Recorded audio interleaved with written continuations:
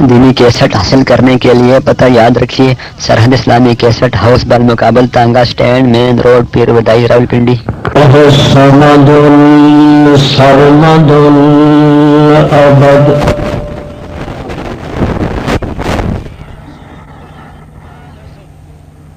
لم يلد ولم يولد ولم يكن له كفوا احد نسلم ونصلي على من اسمه احمد المبعوث إلى الخلق من الأحمر والأسود شهادة الوحدة أن لا إله إلا الله وحده لا شريك له أحد ونشهد أن من هو سند الكائنات اسمة ساد الورى إماما أعظم الأئمة والأخلة والأحبة محمود المقام لم يسبق إليها أحد أما بعد فأعوذ بالله من الشيطان الرجيم بسم الله الرحمن الرحيم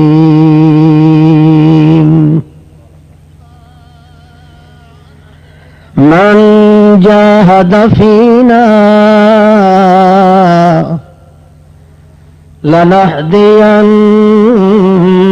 لنهدينهم سبلنا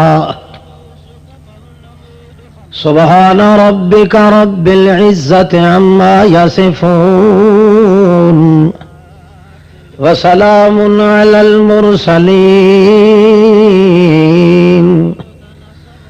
والحمد لله رب العالمين بسم اللہ الرحمن الرحیم۔ معزز اور مکرم حاضرین، سامعین، مخلص مسلم ساتھیوں، السلام علیکم۔ اگر مسلم انسان کے دل میں حضرت محمد مصطفیٰ صلی اللہ علیہ وسلم کی محبت اور عزت علی وجہ الکمال پیدا ہو جائے تو اس انسان میں دین کی غیرت پیدا ہوتی ہے۔ دیندار کے دین میں غیرت کا ہونا ایسا ہی لازم ہے جیسا کہ زندہ انسان کی زندگی کے لیے وجود میں روح کا ہونا لازمی ہے، کیونکہ انسان کی پیدائش اور تخلیق اس کا اصل مقصد بھی یہی ہے کہ اس کے دل کے اندر اپنے اللہ کے نام کی غیرت پیدا ہو جائے۔ یہی وجہ ہے کہ سب سے بڑا بے غیرت اللہ کے کاغذوں میں مشرک ہوتا ہے، جس کو اللہ پاک نے انسانوں کی لسٹ میں شمار نہیں کیا۔ کبھی اس کو کتے سے تشبیہ دی ہے، کبھی گدھے سے، کبھی چار پائے اور ڈھور ڈنگروں سے، اور کبھی اس کو خنزیر کہہ دیا ہے۔ آخری لقب لقب سو جو مشرک کا ہے وہ ہے خنزیر اور سور، کیونکہ تمام جانداروں میں سے بے غیرتی کے محاذ پہ سب سے اول درجے کا جانور یہی خنزیر ہوتا ہے۔ اور اگر مومن آدمی کے دل میں غیرت گامزن رہے، موجزن رہے، تو یوں سمجھیے کہ اللہ نے قرآن مقدس میں اعلان کر کے فرمایا ہے کہ غیور انسان کا ایک ایک لمحہ بھی اللہ کے دربار میں عبادت لکھی جاتی ہے۔ صرف اس غیرت کے تقاضے کی وجہ سے وہ رکعتیں زیادہ نہیں پڑھتا، سجدے زیادہ نہیں ہیں، عبادات زیادہ نہیں، اعمال زیادہ نہیں، حصہ بقدر جسہ ہے، مگر ایک غیرت ہے اللہ کے نام کی غیرت، اللہ کے دین کی غیرت، جس کے برتے پر وہ رات کو نیند کر رہا ہوتا ہے مگر اللہ کے دربار میں عبادت لکھی جاتی ہے۔ یہ اصل نسخہ ہے انسانیت کے لیے غیرت کا، مگر غیرت کبھی پیدا نہیں ہو سکتی جب تک کہ بندے کے دل میں تمام 4 دانگے عالم اور 14 طبق کی کائنات کی نسبت محمد الرسول اللہ کے ساتھ محبت زیادہ نہ پیدا ہو جائے۔ آپ نے تجربہ کیا ہوگا، نہیں حاصل ہوا تو آگے کر لیں گے۔ جتنا ہی زیادہ آدمی اپنے دل میں مودت، محبت، لگاؤ، عطوفت، انوست اور پیار اور عزت محمد الرسول اللہ کی پیدا کرے گا، اتنا ہی درجے کی غیرت اللہ کے نام کی اس کے دل میں پیدا ہوتی جائے گی۔ اور آپ جانتے ہیں کہ جب تک اس دنیا کے اندر ایک غیرت والا آدمی بھی رہ گیا اس وقت تک یہ دنیا قائم ہے، قیامت قائم نہیں ہو سکتی۔ اس لیے رسول کریم صلی اللہ علیہ وسلم فرماتے ہیں لا تقوم الساعة الا علی اشرار الخلق،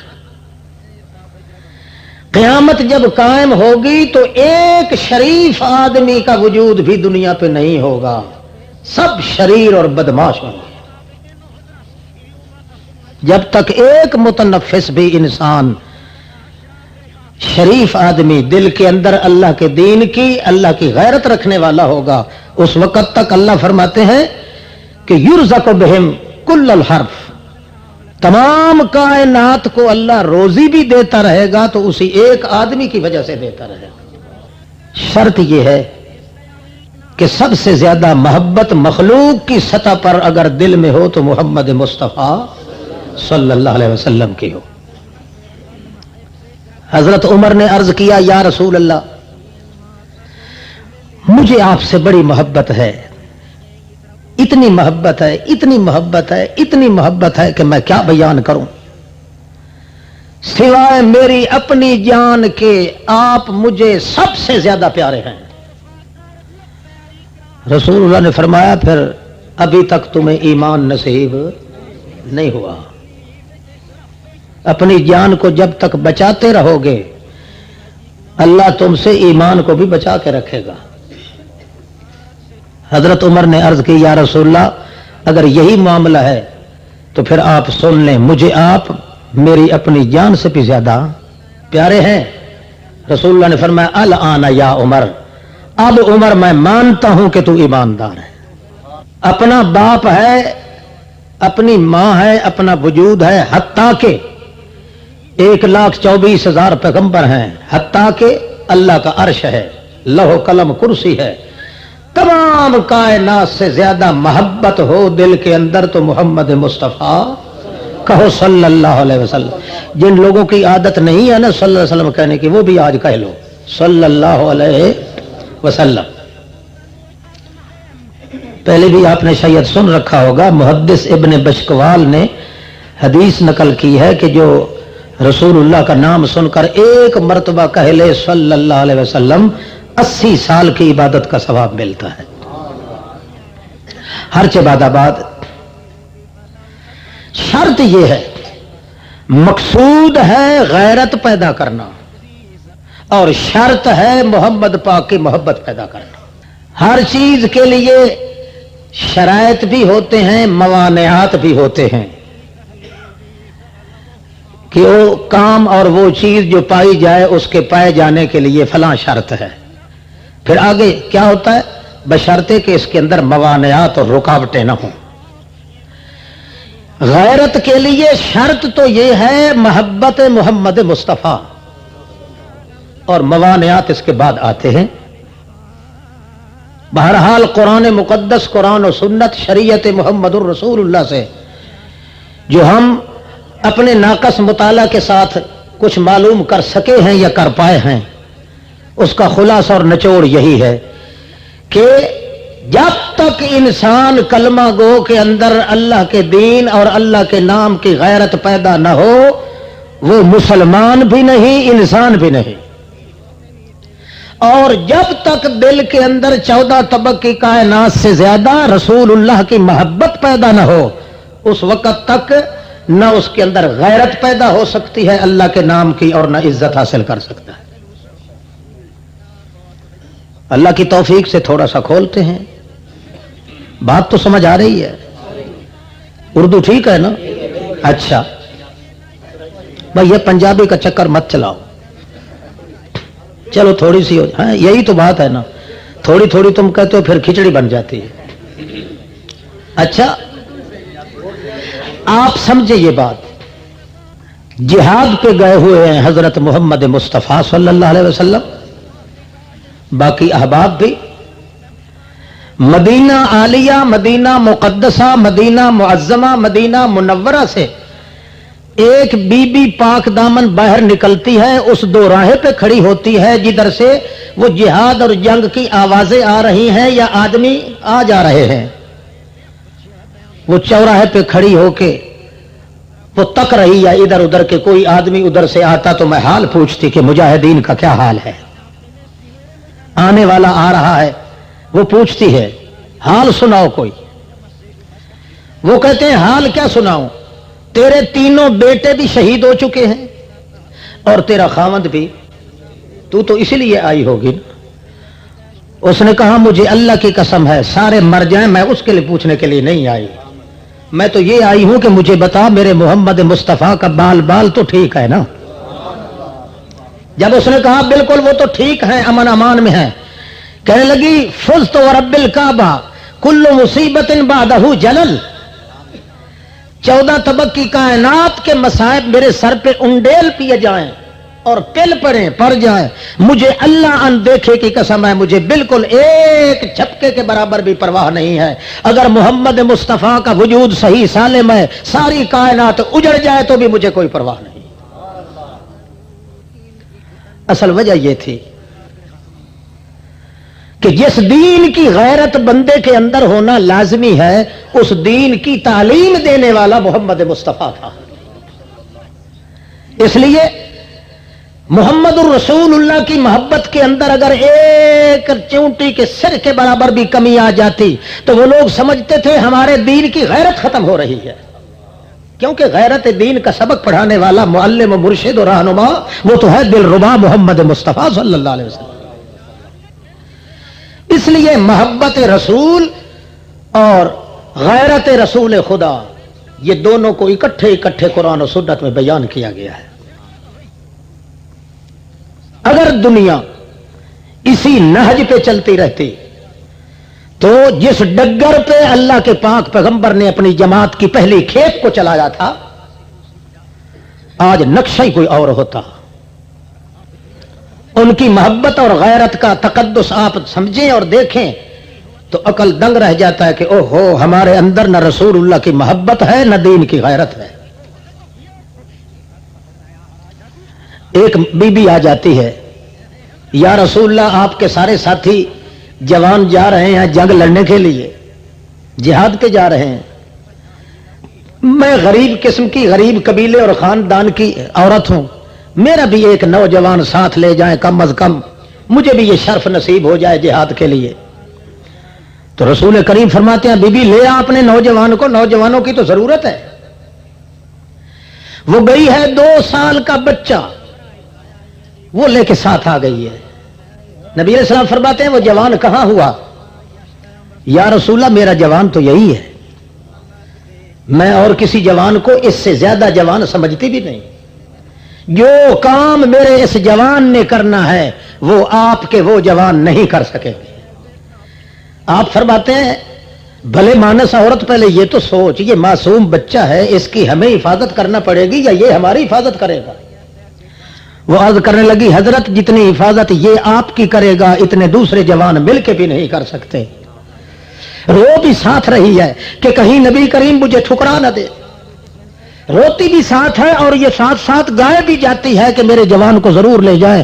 اور میں اس کی لڑائی کا طریقہ میں آپ سے عرض کرتی ہوں یا رسول اللہ، جس وقت جنگ اور جہاد پورے جنم گھٹی کے اندر ہوگا، بھنگیر ہوگا، گمبھیر ہوگا معاملہ، تو عام طور پہ بے دینوں کی عادت ہوتی ہے مشرکین کی کہ جماعت کے جو وڈیرے ہوتے ہیں، بڑے ہوتے ہیں، قائد ہوتے ہیں، وہ کوشش کرتے ہیں کہ پہلے ان کو تیر و تفنگ کے ساتھ مٹا دیا جائے. اس لیے میرا گمان ہے کہ جب جہاد شروع ہوگا مشرک کوشش کریں گے آپ کی طرف فائر کھولنے کے لیے، اور مجاہد تو ہوں گے ان کے مقابلے کے اندر مست ہوں گے، معمور ہوں گے. میں چاہتی ہوں کہ جہاں آپ بیٹھے ہوں وہاں میرے بچے کو ان کی باہوں کے اندر رسی ڈال کے، پیروں کے اندر ڈال کے آپ کے سامنے لٹکا دیا جائے تاکہ کوئی ظالم تیر مارے تو میرے بچے کے پار جائے، آپ کے وجود پہ زخم نہ آ جائے. رسول اللہ صلی اللہ علیہ وسلم نے ایک جملہ فرمایا تھا اس مائی کے لیے، مگر وہ ہم جیسے بد نصیبوں کو کہاں وہ نصیب ہو سکتا ہے. جب تک اللہ کے پاک پیغمبر صلی اللہ علیہ وسلم کی محبت کوٹ کوٹ کے نہ بھر دی جائے، حتیٰ کہ ایک بال کے 99 حصے کے برابر بھی اس کے اندر فطور پیدا نہ ہو، کوئی ایسا وقت آ جائے جہاں ماں باپ، دوست، استاد، پیر و مرشد، سب معلم، سب رہبان احبار، سب صدر گورنر، سب وزیر و مشیر، سب امیر و کبیر چھوڑنے پڑے تو آدمی کو سوچنا نہ پڑے، بغیر سوچ کے وہ کہے کہ یہ سودا تو مجھے اللہ نے بڑی مشکل کے ساتھ دیا ہے، 14 طبق کو تو ٹھکرا سکتا ہوں مگر دل کے اندر جمال محمد کے اندر رکھنا کبھی نہیں پیدا ہونے دو. وہ کہے کہ جو جان مانگو تو جان دیں گے، مال مانگو تو مال دیں گے، مگر یہ ہم سے نہ ہو سکے گا، محمد کا جاہو جلال دیں گے. جب تک ایسی محبت پیدا نہ ہو، اللہ خوب جانتے ہیں اور بہت سب سے زیادہ اچھا جانتے ہیں کہ آدمی کے دل کے اندر دین کی غیرت پیدا نہیں ہو سکتی، اور جب دین کی غیرت نہیں ہوگی تو اللہ کے کاغذوں میں وہ انسان نہیں ہوگا. پھر وہ وعدے جو اللہ نے قرآن مقدس میں فرمائے ہیں مومنوں کے لیے، ان تمام نعمہائے مترقبہ اور غیر مترقبہ، اللہ کے تمام انعاموں سے وہ محروم ہو جائے گا. اور جتنے مصائب اور دکھ اور بلیات و اذیات و حوادثات اور تکلیفیں اللہ نے کفار کے لیے ذکر کی ہیں، وہ سارے مصائب اس مسلمان پہ آ کے امٹ جائیں گے جس کے دل کے اندر غیرت پیدا نہیں ہوگی دین اسلام کی. چاہے ہم لوگوں کو احساس ہو یا نہ ہو، قانون یہی ہے. یہ الگ بات ہے کہ آج کے اس اندھے دور میں ہمیں نہ احساس ہے، نہ احساس دلانے والا کوئی ہے. کوئی مولوی ہے یا پیر ہے، الا ماشاء اللہ کے بغیر ہر کوئی اپنی تجوریاں بھرنے کے لیے اپنے مزاج کے مطابق ہی بیان کرتا ہے. ورنہ اگر صحیح معنی میں اگر قرآن مقدس کا rules and of the list, وہ قانون جس کے بغیر اللہ کے پیغمبر نے ایک لمحہ کے لیے بھی گزارا نہیں کیا، وہ ماننے پہ مجبور ہو جائے گا کہ جب تک بندے کے دل میں غیرت دین کی پیدا نہ ہوگی اس وقت تک انسان نہیں ہے، اور جب تک تمام کائنات سے زیادہ محمد کی محبت جلوہ گر نہ ہوگی وہ غیرت مند ہو سکتا ہی نہیں ہے. نمونہ دیکھیے غیرت کا، بلے بلے. عبداللہ ابن ابی ابن سلول ایک منافق مشہور آدمی ہے، وہ نمازیں بھی پڑھتا ہے رسول اللہ صلی اللہ علیہ وسلم کے پیچھے، روزے شوزے بھی ادا کرتا ہے، حج وج بھی کرتا ہے اور گج وج بھی کرتا ہے، سب کچھ کر رہا ہے، مگر اندر اندر سے وہ جڑیں کاٹنے کے اندر لگا ہوا ہے. منافق جو تھا ایک جنگ کے موقع پہ اپنی الگ دبڑی بنا کے، ایک ٹولی بنا کے اکیلے بیٹھ کے اس نے کہا یار محمد نے ہمیں ذلیل کر دیا ہے، کہیں کا نہیں چھوڑا، اس لیے آج بالکل ہمارا منصوبہ طے ہو گیا کہ جب یہاں جنگ سے فارغ ہوں گے نا، پہلے پہلے مدینے کے صدر دروازے پہ جا کے پہنچ جائیں گے، تلواریں لے کر کھڑے ہو جائیں گے اور اس محمد ذلیل کو، لفظ یہی بولے ذلیل کو، ہم کبھی مدینہ کے اندر داخل، ایمان سے بتاؤ اب مسلمانوں کو غیرت ہونی چاہیے تھی کہ نہیں؟ کیوں؟ عزت کا مسئلہ تو توحید ہے، توحید والی عزت میں غیرت کا سبق دینے والے تو محمد الرسول اللہ ہے۔ اب اگر اتنی بات برداشت کرنے کے باوجود بھی کوئی مسلمان ہے تو اس سے بڑا دلہ اور بے غیرت کون ہوگا؟ عبداللہ ابن ابی ابن سلول کا یہ لفظ صحابی نے سن پایا، سننے کے بعد اس نے دوسرے کو بتایا، تیسرے کو بتایا، حتیٰ کہ رسول اللہ تک بات پہنچ گئی۔ اللہ کے پاک رسول جب نام آئے تو میرے حصے کا بھی کہہ لیا کرو صلی اللہ علیہ وسلم۔ رسول کریم صلی اللہ علیہ وسلم سوچ میں پڑے ہوئے تھے، یہاں تک کہ اس عبداللہ ابن ابی ابن سلول کا لڑکا، اس کا نام بھی عبداللہ تھا، وہ محمد الرسول اللہ کے جان نثار صحابہ کرام میں سے تھا۔ اس کے کانوں پہ یہ بات آ پڑی کہ میرے ذلیل باپ نے یہ لفظ کہے ہیں۔ وہ دوڑ کے آیا اور آ کے کہنے لگا، یا رسول اللہ انی سمعت، میں نے یہ سنا ہے، میں نے یہ سنا ہے کہ ان الذلیلا، ایک ذلیل نے، نام باپ کا نہیں لیا، ایک ذلیل نے آپ کو ان لفظوں سے تعبیر کیا ہے۔ حالانکہ ہمیں پتہ ہے ہمیں عزت ملی ہے تو آپ کی وجہ سے، غیرت ملی ہے تو آپ کی وجہ سے، محبت ملی ہے تو آپ کی وجہ سے، مگر یہ سب کچھ کیے کرائے پہ پانی پھیر دیا گیا ہے۔ اس نے ذلیل آدمی نے کہہ دیا ہے محمد کریم کو ان الفاظ کے ساتھ۔ نبی کریم نے فرمایا میں نے سن لیے ہیں، مجھے بھی خبر پہنچ گئی ہے، اب تو کیوں آیا ہے عبداللہ بیٹے؟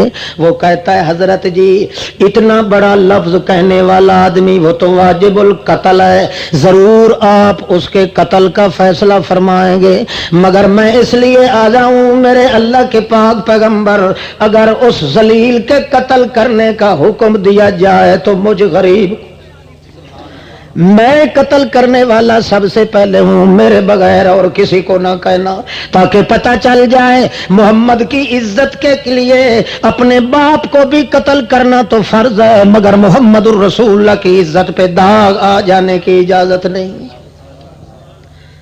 اللہ کے رسول کریم فرماتے ہیں بیٹے انما اشتکی الی اللہ، میں نے یہ معاملہ اللہ کے سپرد کر دیا ہے، نہ تو قتل کرنا کوئی اور قتل کرے۔ کیوں؟ میں اگر قتل کروانا شروع کر دوں تو یہ بھنڈی میرے پیچھے لگ جائے گی، بدنامی ہو جائے گی، لو جی لو اپنے آدمیوں کو قتل کروا رہا ہے، اپنے ان کے پیچھے نمازیں پڑھنے والے بیچارے، اور پھر ان کو قتل کروا، نہیں نہیں انما اشتکی الی اللہ، میں درخواست اپنے اللہ کے دربار میں دے رہا ہوں، اے میرے بھائی میرے عزیز تم قتل کرنے کا خیال بھی نہ کرو، اللہ کے معاملہ سپرد ہے، مگر ٹھنڈی آگ ابھی تک نہیں ہوئی عبداللہ کے بیٹے عبداللہ کی، جب ہی جنگ سرد ہوتی ہے اس کے باپ نے تو بعد میں چلنا تھا، دونوں ہاتھوں میں تلواریں لے کے اکیلا دوڑتا دوڑتا مدینہ عالیہ کے صدر دروازے پہ آ کے کھڑا ہو گیا ہے۔ تھوڑی دیر کے بعد اس کے باپ کی وہ موذی ٹولی بھی آ گئی اور انہیں کہنے لگا ہٹ جاؤ پیچھے ذلیلو، خبردار مت کہ مدینہ پاک مدینہ عالیہ میں داخل ہو۔ او ذلیلوں کے باپ میرے باپ، کون ہوتا ہے تو مدینے میں داخل ہونے والا؟ آج میری جان تو ٹوٹے ٹوٹے ہو جائے گی، مگر محمد پاک کو ذلیل کہنے والا ذلیل کبھی مدینہ میں داخل نہیں ہو سکے۔ اتنے میں اللہ کے پاک رسول بھی آ جاتے ہیں، دیکھیں تو تیور بدلے ہوئے، لال زار رخساروں پہ خون ٹپک رہا ہے، چہرہ عبداللہ پہ آنکھیں پتھرا چکی ہیں، غیرت تقدس کی بنا پہ اللہ کے پاک پیغمبر فرماتے ہیں کیا بات ہے عبداللہ؟ جواب دیتے ہیں حضرت بات تو یہی ہے کہ اس ذلیل کو میں آج قطن مدینے میں داخل نہیں ہونے دوں گا۔ وہ دوڑ کے محمد الرسول اللہ کے پاؤں پہ گر گیا۔ کون؟ ابن ابی ابن سلول۔ دنیا نے دیکھ لیا کہ ذلیل وہ ہے جڑا پاؤں پہ گر رہا ہے، وہ نہیں ذلیل جس کے قدموں پہ کو گرنے والا۔ اللہ اللہ اللہ کے پاک پیغمبر نے فرمایا عبداللہ چھوڑ دو۔ عبداللہ کہتا ہے حضرت میں معاف تو نہیں کروں گا۔ نبی کریم فرماتے ہیں معاف میں بھی نہیں کروں گا، اللہ بھی نہیں کرے گا، تو بھی معاف نہ کر، پر سرے دست چھوڑ دو، جانے دو ان کو۔ ایمان سے بتائیے آج دنیا میں یا اس ملک میں محمد الرسول اللہ کی عزت کے دام دام کر کے کتوں کی طرح لوگ کاٹ رہے ہیں؟ نہیں کاٹ رہے؟ کون سا وہ مسلمان ہے جس کے دل میں یہ غیرت پیدا ہو کہ میں محمد مصطفیٰ کی محبت اور دام عزت کے خلاف کرنے والے سے بائی کاٹ کروں، اس سے انٹرنیشنل بائی کاٹ کروں، آن ون دی لزڈ وسٹ کر کے اس کے مقابلے میں رہوں، تاکہ اللہ کے دربار میں یہ بات ہو جائے کہ واقعی یہ آدمی ہے تو غریب، مگر میرے محمد کی محبوبیت کا تقدس اتنا اس کے دل کے اندر مریضہ ہو رہا ہے کہ اپنی جان تو جوکھوں میں ڈال رہا ہے، مگر میرے دشمنوں کے ساتھ اس کا تعلق پیدا نہیں ہو سکتا۔ یہی چیز تو آج ہمیں ذلیل کر رہی ہے۔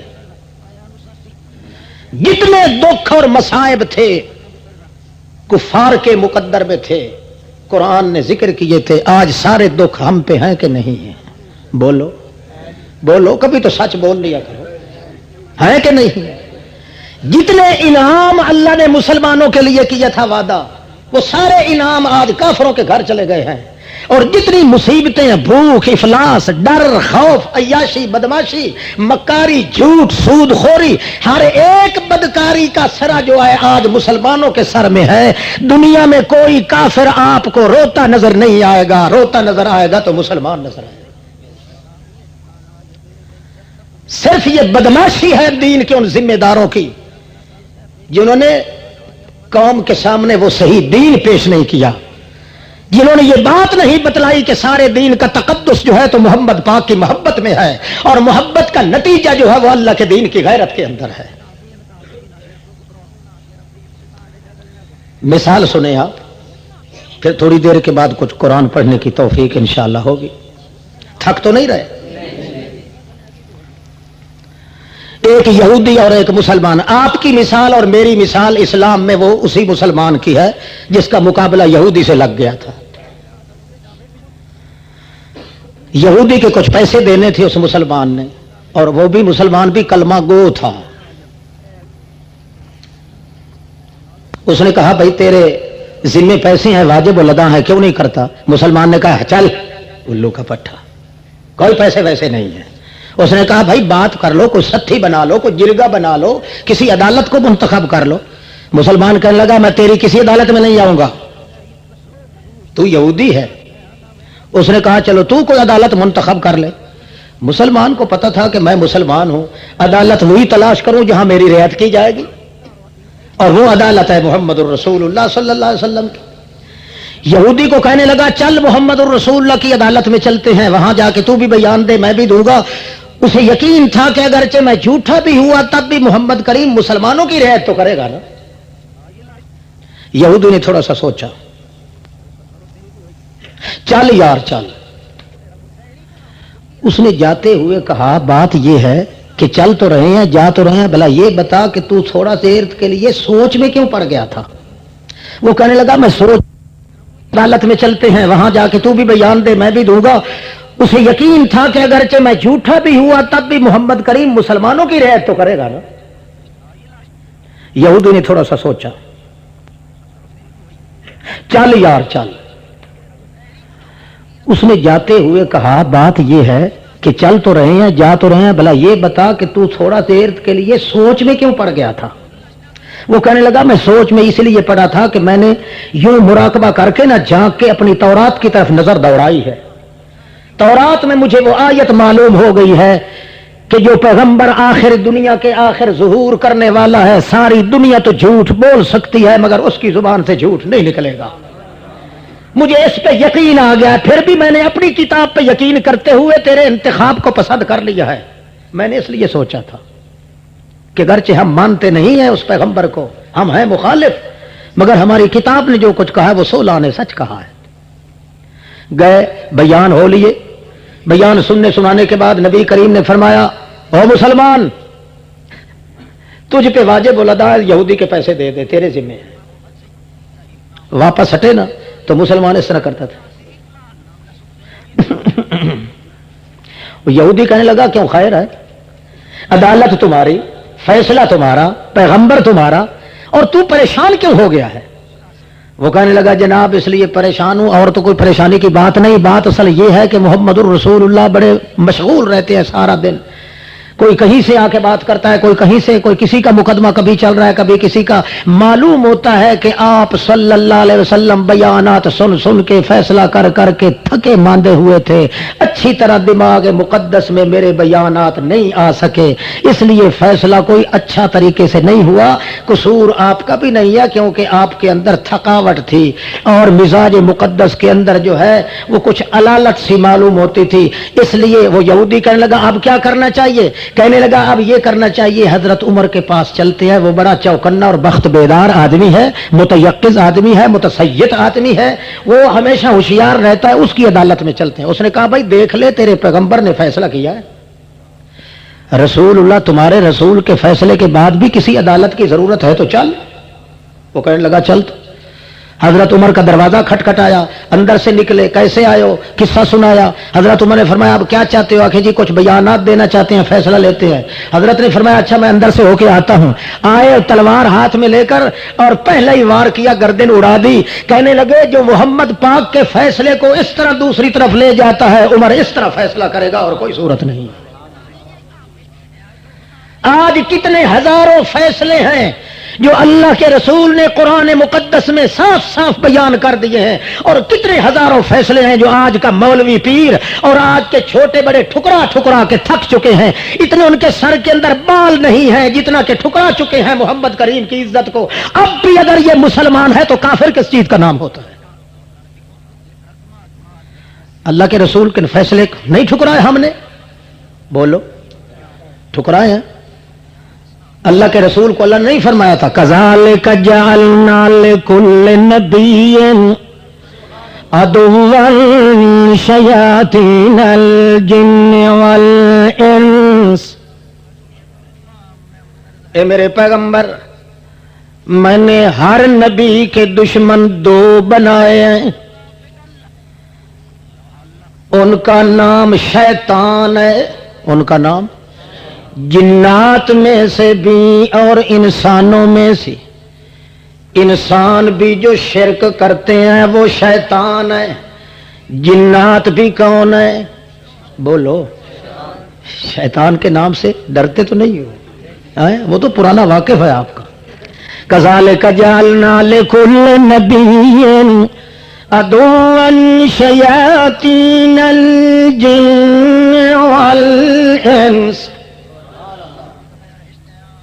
یوں ہی میرا طریقہ چلا آ رہا ہے میرے پاک پیغمبر، میں نے ہر نبی کے مقابلے میں جنوں میں سے بھی شیطان کھڑے کیے، انسانوں میں سے بھی شیطان. یہ ٹھیک کہا؟ یعنی مشرک کو اللہ نے کیا کہا ہے؟ بولو. اچھا تم بتاؤ شیطان کے ساتھ جو رشتہ داری کرے وہ انسان ہوگا؟ کون ہوگا؟ بولو نا اونچی آواز سے. اور جو شیطان کی ذبیحہ کھائے گا وہ کون ہوگا؟ بات سمجھ رہے ہو کہ نہیں؟ کذالک جعلنا لکل نبی عدوا شیاطین الجن والانس. جنات اور شیاطین، انسان اور شیاطین ایک برابر ہیں، جس طرح شیطان کے ساتھ رشتہ داری جائز نہیں، مشرک کے ساتھ بھی رشتہ داری جائز نہیں، شیطان سے پیار کرنے کی اجازت نہیں، مشرک سے بھی بولو وہ اللہ معاف کر دے گا یار، جو کچھ اب تک کر چکے ہو انشاءاللہ کرے گا ضرور۔ دل میں یہی رکھو نا کہ دل کے اندر محمد کریم کی عزت کے علاوہ اور کسی کی عزت کی ضرورت نہیں۔ رسول اللہ کی عزت کا پہلا اشارہ ہے تو قرآن مقدس ہے، عزت رسول ہے تو قرآن ہے، ولایت رسول ہے تو قرآن ہے، عظمت رسول ہے تو قرآن ہے، شوکت رسول ہے تو قرآن ہے، طاقت رسول ہے تو قرآن ہے، اور معراج رسول ہے تو قرآن ہے، مزاج رسول ہے تو قرآن ہے، علاج رسول ہے تو قرآن ہے، تعلی تجلی تقلی تسلی ہے محمد مصطفیٰ کی تو قرآن ہے، ولایت و امانت ہے تو قرآن ہے، سیاست و شریعت ہے تو قرآن ہے، طریقت و حطوفت ہے تو قرآن ہے، انوفت و لطافت ہے تو قرآن ہے، حتیٰ کہ قرآن محمد ہے اور محمد قرآن ہے۔ فرق ہے تو علم و عمل کا فرق ہے، قرآن مقدس علم کا شاہکار ہے اور محمد مصطفیٰ عمل کا شاہکار ہے۔ قرآن کے بغیر محمد کے پاس کچھ نہیں، محمد کے بغیر قرآن کے پاس کچھ نہیں۔ اللہ اللہ، مسئلہ سمجھ آ گیا؟ شیطان کی ذبیحہ کھاؤ گے؟ ہاتھ کھڑا کرو جو کھائیں گے، نہیں کھائیں گے۔ جو مولوی کہتے ہیں کہ مشرک کی ذبیحہ جو خدا کا بھی دشمن ہے، خدا کے رسول کا بھی دشمن ہے، اس کی ذبیحہ اس کے رشتہ جائز ہے، وہ کٹر کافر ہے، مولوی ایمان کی رتی نہیں ہے ان میں۔ جب تک اپنے دل کے اندر تقدس پیدا نہیں کرو گے، محبت محمد الرسول اللہ کا، عزت دین الہی کا، محمد کریم کے ناز اور گھمنڈ قرآن پاک کا، اس وقت تک بھائیو یقین رکھو ہمارے تمہارے دل کے اندر یہ محبت مودت اور عزت کا تقدس قطعا نہیں پیدا ہو سکتا۔ اللہ کے دین کے دشمن کے ساتھ انٹرنیشنل بائیکاٹ کرنا پڑے گی۔ ہمیں ذلیل جو کر دیا ہے تو اسی نقطہ نے کر دیا ہے، ہم نے اپنوں کو بھی گلے سے لگایا، بیگانوں کو بھی گلے سے لگایا، ہمیں اپنے پرائے کی پہچان کوئی نہیں رہی، عزت محمد خان کو خون کے اندر غلطان ہو گئی، اس لیے اللہ نے ہماری عزت کو بھی تباہ و برباد کر دیا ہے۔ سمجھ رہے ہو؟ ناراض تو نہیں ہو رہے بابا جی؟ تم راضی ہو؟ اچھا، اللہ راضی ہو جائے انشاءاللہ۔ امید ہے آج سارے گناہ ہمارے دھل جائیں گے، آپریشن اگر ٹھیک ہو گیا تو انشاءاللہ ایک گناہ بھی باقی نہیں رہے گا۔ کام کی بات یہی آپ سنیں۔ اچھا یہ بتاؤ، دین اسلام کی غیرت اور محمد الرسول اللہ کی محبت، حضرت حمزہ سے پوچھیے، اللہ کے رسول کیا فرماتے ہیں؟ انت سنو ابی، اے چچا حمزہ تو میرے باپ کا نمونہ ہے۔ میں جب دل میرے اداسی ہوتی ہے کہ کاش کہ میں اپنے باپ کو دیکھ لیتا، اللہ کریم نے مجھے تسلی دی ہے، باپ تو تیری پیدائش سے بھی پہلے دنیا سے گزر گیا، اب ہر کوئی جو یتیم بھی ہوتا ہے وہ کہتا ہے کاش کہ میں اپنے باپ کی گود نصیب ہوتی یا باپ کا ہاتھ میرے سر پہ ہوتا۔ کبھی آپ کے دل کے اندر اداسی چھا جائے اور غمی آ جائے تو اپنے چچا حمزہ کے چہرے کو دیکھ لیا کر، کیوں مجھے اللہ ہونے کی قسم ہے جو چہرہ تیرے چچا حمزہ کا ہے اسی طرح میں نے تیرے ابا عبداللہ کا بنایا تھا۔ ابھی میرے ابا جان کے ہمسر، میں تیری جدائی برداشت بولو نہیں کر سکتا۔ دوسری بات کرتے ہیں کہ جس وقت تک تو میرا دشمن رہا ہے اس وقت تک تو مجھے تیری پرواہ نہیں ہوا کرتی تھی، اب جب کہ تیری گھٹی میں رچ گیا ہے محبت محمد الرسول اللہ اور غیرت دین خداوند قدوس، تو اب مجھے تیرے ساتھ اتنا پیار ہے چچا، مجھے اپنی جان اتنی پیاری نہیں جتنی تیری جان مجھے پیاری ہے۔ تو پھر پیار بھی معلوم ہوتا ہے اس لیے اپنے ابا کے چہرے کی وجہ سے تھا، وہی چہرہ تو حمزہ کا تھا جو چہرہ حضرت عبداللہ کا تھا۔ سارا کچھ سننے کے باوجود کہتا ہے یا رسول اللہ آپ کی باتیں تو میں نے سن لی ہیں، مگر آپ کی تعلیم کو جھٹلانے والے یہ موجود ہیں، جنگ ہو رہی ہے، اللہ کے دین کے دشمن، یہ جنگ ہو رہی ہے، میری غیرت برداشت، اس لیے میں اجازت چاہتا ہوں، میں چاہتا ہوں کہ آپ کے جیتے جی آپ کی موجودگی میں اللہ کے دین کی غیرت کے راستے پہ جا کے لڑوں، لڑتا لڑتا میں شہید ہو جاؤں، تاکہ میرے دل کا گواہ میرا اللہ ہو جائے، میری پیٹھ کو دیکھ کے میرا گواہ رسول اللہ ہو جائے۔ اس لیے آپ کی محبت کو پیروں اور فقیروں کی محبت پہ قربان کرنے والے یہ سامنے موجود ہیں۔ ٹھیک ہے مجاہد لوگ لڑ تو رہے ہیں، مگر میرا حوصلہ ابھی تک پورا نہیں ہو پایا، میں چاہتا ہوں دوسرے سارے ہٹ جائیں اور میں اکیلا لڑوں جا کے تیرے اور تیرے اللہ کے دشمنوں کے ساتھ، جہاں جتنا جم گھٹا لگا ہوا ہو محمد کریم کی محبت کے دشمنوں کا، اللہ کے دین کی غیرت کے دشمنوں کا، وہاں حمزہ وہاں چپ کر کے کھڑا رہے، میری غیرت برداشت۔ نبی علیہ السلام پھر فرماتے ہیں ٹھہر جا، یہاں ہاتھ رکھ کے دونوں کندھوں پہ کہتے ہیں ذرا میری طرف دیکھ حمزہ چچا۔ جب آنکھ میں آنکھ ڈالتے ہیں تو حضرت حمزہ کی آنکھ نیچے گر جاتی ہے، نبی کریم اس کا ماتھا چوم لیتے ہیں، کہتے ہیں چچا جی میں تیری جدائی اور ہجر فراق برداشت نہیں کرتا، اکیلے جو کھڑے ہیں یہاں میدان جہاد میں، ابھی تک تم مجاہد لڑ رہے ہیں، اگر میری اور تیری بھی ضرورت پڑ گئی تو دونوں چلے جائیں گے جہاد میں، ابھی تک تو جہاد شروع ہے، جنگ شروع ہے، گھمسان کی جنگ شروع ہے، تو صبر کر کے مہلن یا حمزہ، ٹھہرا رہے حمزہ، ابھی تک تمہیں جلدی کرنے کی ضرورت نہیں۔ مگر حضرت حمزہ بے قرار ہے، کبھی آگے چلتا ہے، کبھی پیچھے چلتا ہے، کبھی دائیں آتا ہے، کبھی بائیں آتا ہے، ہر لحاظ سے آ کے پھر نبی کریم کی طرف بالکل محروم آنکھوں کے نور سے دیکھتا ہے۔ نبی کریم بھی معلوم کر گیا کہ یہ بیچارہ بالکل بیچارہ ہو چکا ہے، مجبور ہے، لاغر ہو رہا ہے، یہ مست ہو چکا ہے میری محبت میں، اللہ کے دین کی غیرت کے اندر یہ بے بس ہے، بیچارہ ہے، مگر کیا کروں، میرا دل جو نہیں کہتا کہ اپنے چچا حمزہ کو اپنے سے جدا کروں، اس لیے اللہ کے پیغمبر معلوم تو کر چکے ہیں مگر اجازت نہیں دے رہے، آخر کار بہانے تلاش کرتا کرتا اڑا رہا ہے، آ کے کہتا ہے یا رسول اللہ آج 5واں دن تھا بھوک کا، آج کھجوروں کے دانے بانٹے گئے اور میرے حصے میں ایک دانہ آیا ہے۔ بھوک کتنے دن کی تو حصے میں کتنا آیا ہے؟ ایک دانہ۔ نبی علیہ السلام نے فرمایا اچھا یار چلو تیرے حصے میں ایک تو آ گیا ہے، میرے حصے میں ایک بھی نہیں آیا، 11واں دن ہے مجھے بھوکے پیٹ رہتے ہو۔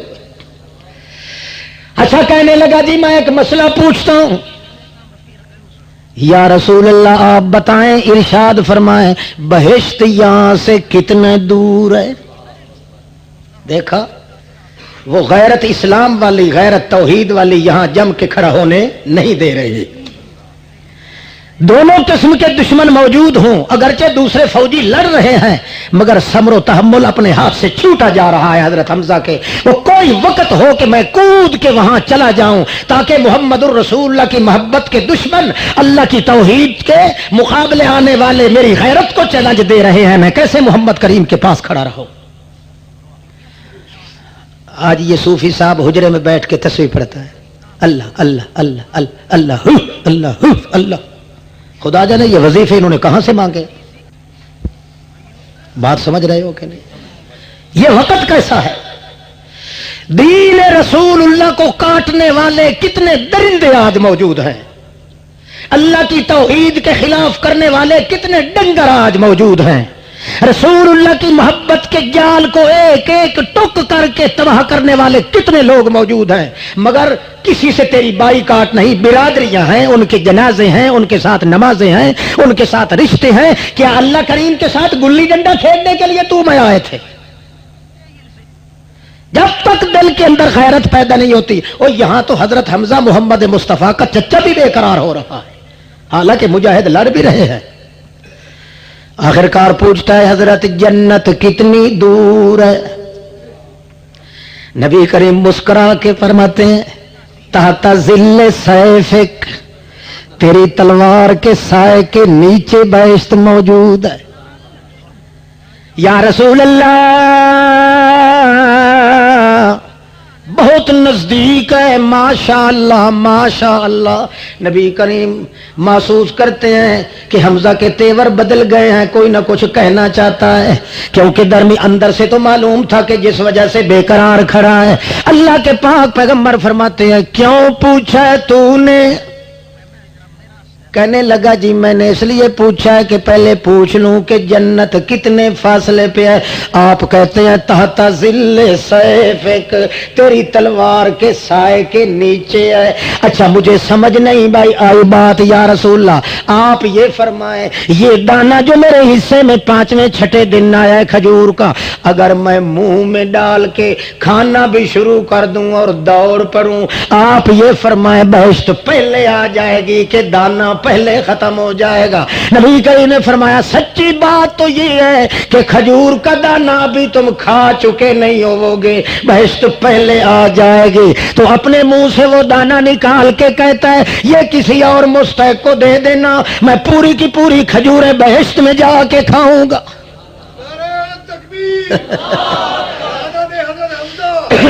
اللہ اللہ. مجھے یہاں ضرورت نہیں ہے کھانے کی، دنیا کے اندر رہنے والوں کے لیے کچھ نہ کچھ چلو ایک میرا حصہ بھی ہو گیا، میں تو کٹھی کھاؤں گا کہ جا کے بہشت برین میں، کیوں جو اتنی نزدیک جو ہے لہذا میں پہلے چلا جاؤں گا. اور امید ہے میں بہشت میں جانے کے لیے تیار ہوں. مجھے پوری توقع ہے کہ آپ یا رسول اللہ مجھے بہشت میں داخل ہونے سے منع نہیں کریں گے. جب دوڑ رہا ہے تو رسول کریم پیچھے فرماتے ہیں اللہم شہد، اللہ تو گواہ ہو جا. میں نے کتنا منع کیا اپنے چچا کو، گواہ ہو جا.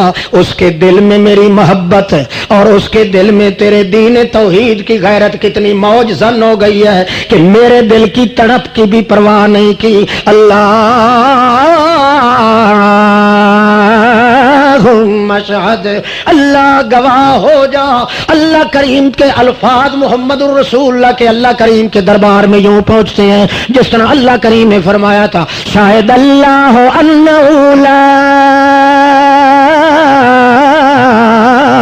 الہ الا ہو والملائکۃ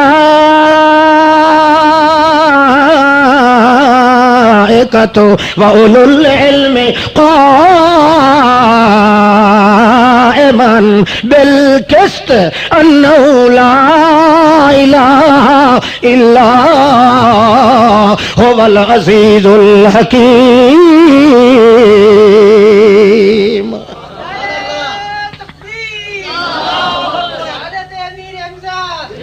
العزیز الحکیم، عزیز بھی وہی اور حکیم بھی، سب سے زیادہ اونچی طاقت والا بھی وہی ہے، اور علم کی گہرائیوں کے اندر علم دینے والا بھی وہی ہے. اور اب سب سے پہلے گواہی کس نے دی ہے؟ لا الہ، شاہد اللہ، اللہ نے گواہی دی، پھر فرشتوں نے دی، پھر تمام انبیاء العلم نے دی. میں حمزہ کیوں نہ دوں؟ انہوں نے زبان کے ساتھ گواہی دی ہے، میں اپنی جان کے خون کے ساتھ گواہی دینے جا رہا ہوں. قائما بالقسط انہ لا الہ الا هو العزیز الحکیم. دوڑ پڑے. اب یہاں مورخین آپس میں مختلف ہو جاتے ہیں. خلاصہ کلام یہ ہے اللہ کے پیغمبر یہی فرما رہے ہیں اللہم شہد، مگر گھمسان کی جنگ میں جا کے گھسڑ گئے.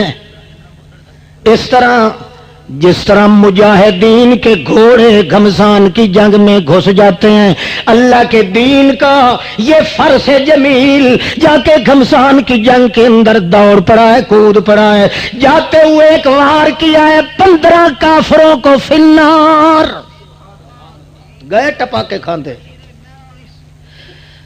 پھر شروع کر دیا ہے وار، ایک ایک دو دو کر کے قتل کرنا شروع کر دیے۔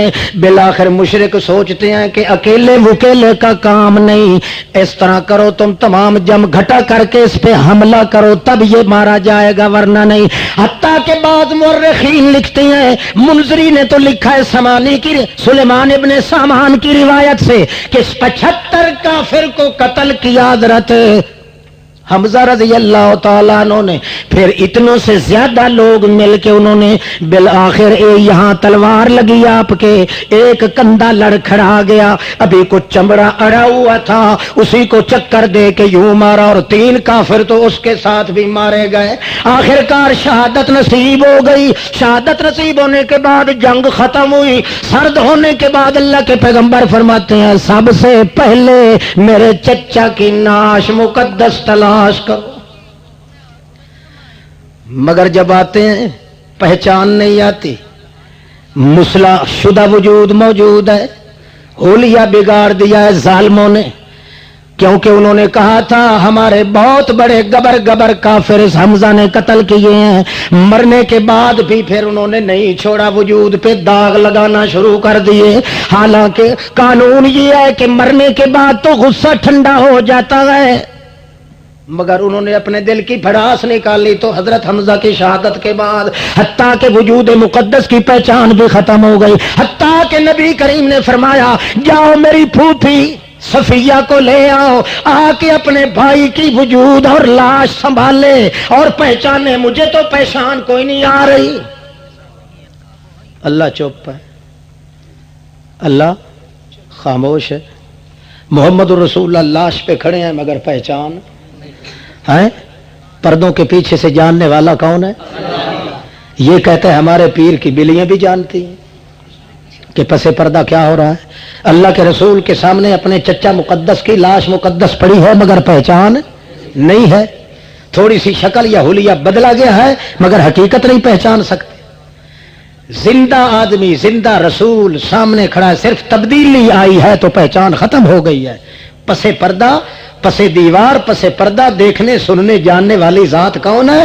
نہ کوئی مردہ جانتا ہے، نہ کوئی زندہ جانتا ہے، نہ کوئی چھوٹا جانتا ہے، نہ کوئی بڑا جانتا ہے، نہ کوئی نبی جانتا ہے، نہ کوئی فرشتہ جانتا ہے۔ لا ملک مقرب ولا نبی مرسل ولا یطلع علی ضمائر القلب الا اللہ، سوائے اللہ کے اور کسی کو کیا پتا کہ پس پردہ کیا ہو رہا ہے کیا نہیں ہو رہا۔ اچھا، حضرت صفیہ آ رہی ہے، دور سے دیکھا ہے نبی کریم صلی اللہ علیہ وسلم نے، فرماتے ہیں جاؤ جا کے علی جاؤ کہ میری پھوپھی صفیہ آ رہی ہے، ذرا اس کو صبر کی تلقین کرنا، اپنے بھائی کی لاش پہ آ کے کہیں صبر و تحمل کے پاؤں نہ اکھڑ جائیں۔ آدمی دوڑ رہا ہے مگر حضرت صفیہ کہتی ہیں بیٹا مجھے پتا ہے جس لیے تو آ رہا ہے، تجھے آنے کی ضرورت نہیں ہے، میرے لاکھ بھائی شہید ہو جائیں، دین محمد کی احترام اور عزت میرے دل میں اتنی ہے کہ میں اپنی زبان سے کوئی لفظ اونچا نکالنے کے لیے تیار نہیں ہوں۔ آ جاتی ہے، اللہ کے پیغمبر کیا فرماتے ہیں؟ الا یا ایھا الناس، او لوگو سن لو، لن سب میں مثل ہی ابدا، جب سے مجھے نبوت ملی ہے، جب سے مجھے رسالت ملی ہے، آج تک مجھے ایسی کبھی مصیبت نہیں آئی جتنی مصیبت آج میرے چچا کے شہید ہونے پر مجھے آ گئی ہے۔ لہذا سن لو، سید الشہداء حمزہ تو امی الی یوم القیامہ، قیامت تک کے لیے جتنے شہید بھی آئیں گے تمام شہیدوں کا سردار میرا چچا حمزہ رہے گا۔ مثال تو مجھے دینے کی ضرورت اس لیے پڑی تھی کہ جب تک دل کے اندر محبت محمد الرسول اللہ کی پیدا نہ ہو جائے اس وقت تک دین کی غیرت پیدا اور دین کی غیرت پیدا ہو جائے تو پھر آدمی دین کی بد نظمی دیکھ کے، دین کی بربادی دیکھ کے کبھی چپ کر کے برداشت نہیں کر سکتا، یا اس کی جان رہے گی یا ایمان رہے گا۔ اللہ آپ کو بھی اور مجھے بھی صحیح راستے پہ چلنے کی توفیق عطا فرمائے۔ اتنے الفاظ میں نے دقت کے ساتھ پیش کیے ہیں اور اللہ انہی الفاظ کو قبول فرمائے۔ انشاءاللہ زندگی میں پھر ملیں گے جب کبھی موقع ملا۔ آخر دعوانا ان الحمدللہ رب العالمین۔ السلام علیکم۔ دینی کیسٹ حاصل کرنے کے لیے پتہ یاد رکھیے، سرحد اسلامی کیسٹ ہاؤس بالمقابل تانگا سٹینڈ، مین روڈ، پیر ودائی، راولپنڈی۔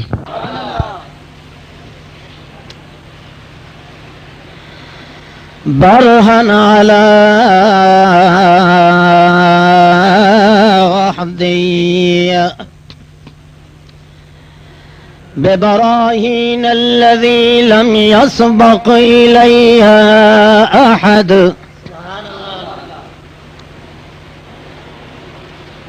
شہادت ان لا الہ الا اللہ وحدہ لا شریک لہ احد ونشہد ان من هو سند الورى سید الکائنات مخدوما ومقسوما ومحبوبا إلى كل أحد